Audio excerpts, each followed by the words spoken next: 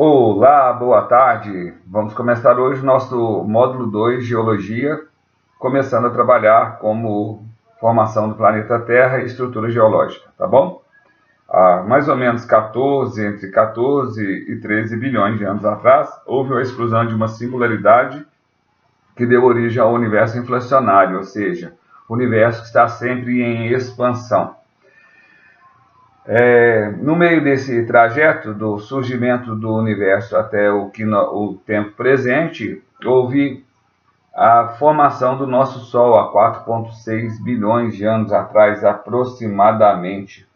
E a partir da formação do nosso Sol, a matéria restante desse processo do protossol, ela consegue gerar 8 planetas, 4 rochosos e os corpos maiores gasosos mais afastados do Sol, né? Então, a partir disso, nós já tínhamos o nosso sistema solar formado. 4,5 bilhões de anos atrás é a data de resfriamento da superfície da Terra. Aí nós já podemos começar a pensar na formação do nosso planeta e começar a datar a partir daí. Como é que a gente faz a datação de uma estrutura geológica? Nós vamos utilizar o método de isótopos de urânio, que vão gerar uma substância chamada chumbo 219, que vai ser encontrado nas rochas mais antigas do planeta. A partir daí a gente consegue fazer uma datação. Bem, quando a gente fala do planeta Terra, geralmente a gente costuma pensar no planeta Terra no modelo de ovo, né? Uma casca dura na superfície, depois você tem chamada crosta terrestre, dependendo da nomenclatura que você quiser usar, se é a física ou a química. Depois você vai ter uma base dela que vai ser o manto, pode ser superior ou inferior, e vai ter um núcleo, que tem um núcleo externo e o núcleo interno. Lembrando sempre do seguinte, você não pode esquecer disso. É como o coraçãozinho da gente, é como o amor, entendeu? Você tem que pensar dessa forma, certo?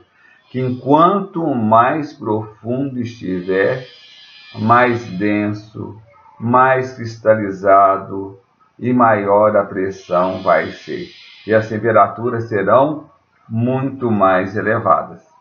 Por isso, conclui-se que o nosso núcleo nada mais é do que um grande cristal de níquel e ferro que nós vimos lá quando a gente falava de magnetismo terrestre. Certo? Daí, como é que a gente sabe o que tem no planeta Terra, se a gente vive na crosta terrestre? Bem, você vai observar, existem duas fórmulas, tem as formas diretas e as formas indiretas da gente fazer essa abstração.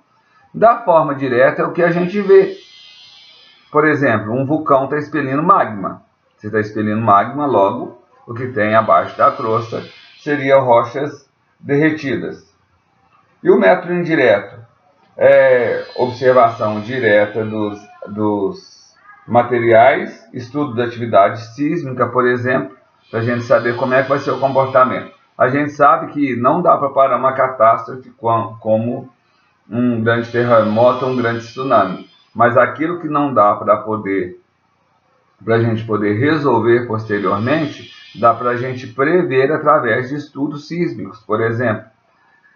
O ano passado eu falava com meus alunos que aquele filme Terremoto na Falha de Santo André era uma boa opção para você fazer essa análise de uma abordagem indireta dos fenômenos que dão origem ao que nós sentimos aqui na superfície terrestre.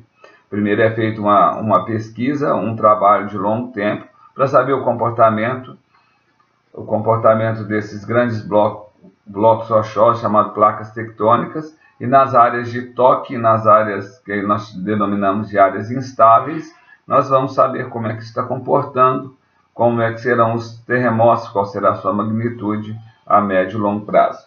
Beleza. Existem duas formas da gente fazer a abordagem da estrutura do planeta Terra. Nós temos o modelo estático, também que a gente fala na posição química, que é a crosta continental, crosta oceânica, depois núcleo interno, externo e o manto superior e interior no mesodiorno disso aí, no meio do caminho, tá bom? Então vamos lá falar sobre a estrutura química. É interessante, você não pode esquecer de pensar na estrutura química agora, porque é justamente a estrutura química que vai te ajudar a encontrar, a perceber os encontros os encontros de placas tectônicas, para você saber qual delas será uma placa de elevação, que vai fazer dobra, qual delas vai ser uma placa de mergulho, que vai ser a que vai gerar uma subducção, qual delas será a característica de uma placa oceânica, qual delas será a característica de uma placa continental. Então preste atenção. Das primeiras abordagens que a gente pode fazer é o que a crosta terrestre é a camada mais superficial da Terra. Então nós temos, é composta por baixas temperaturas, de fusão.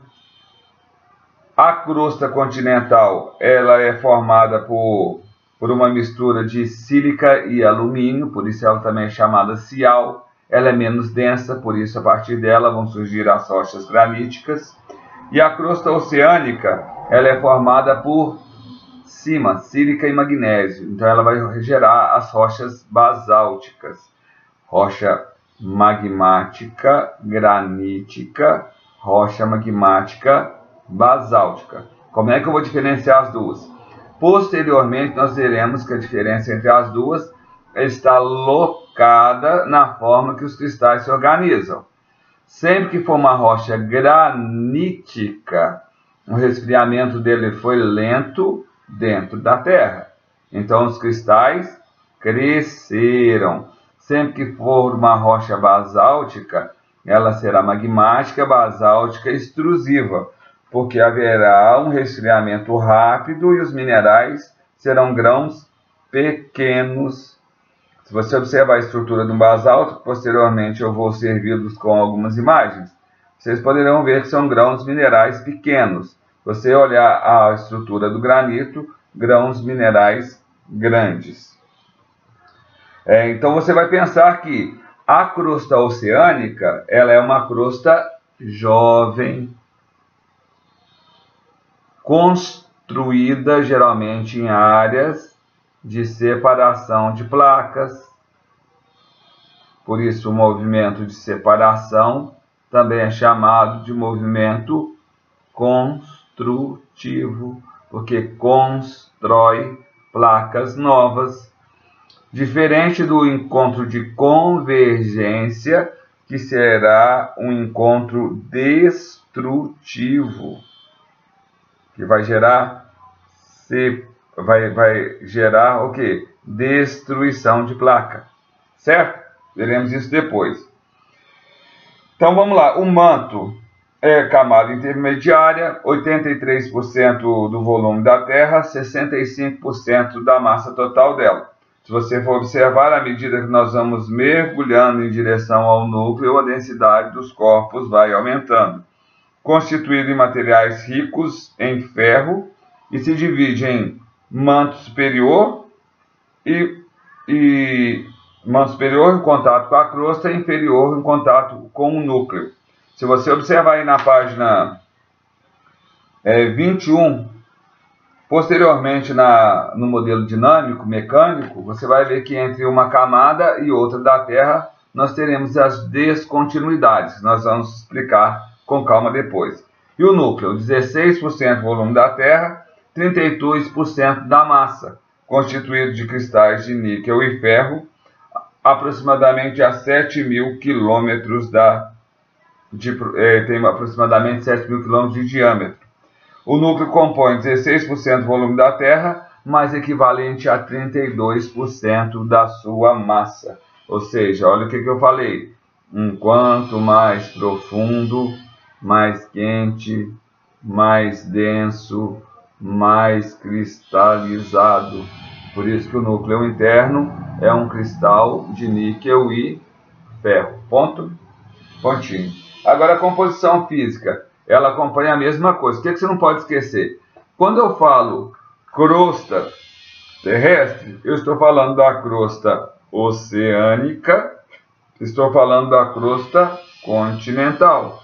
A mesma coisa, quando eu passo por um modelo mecânico, por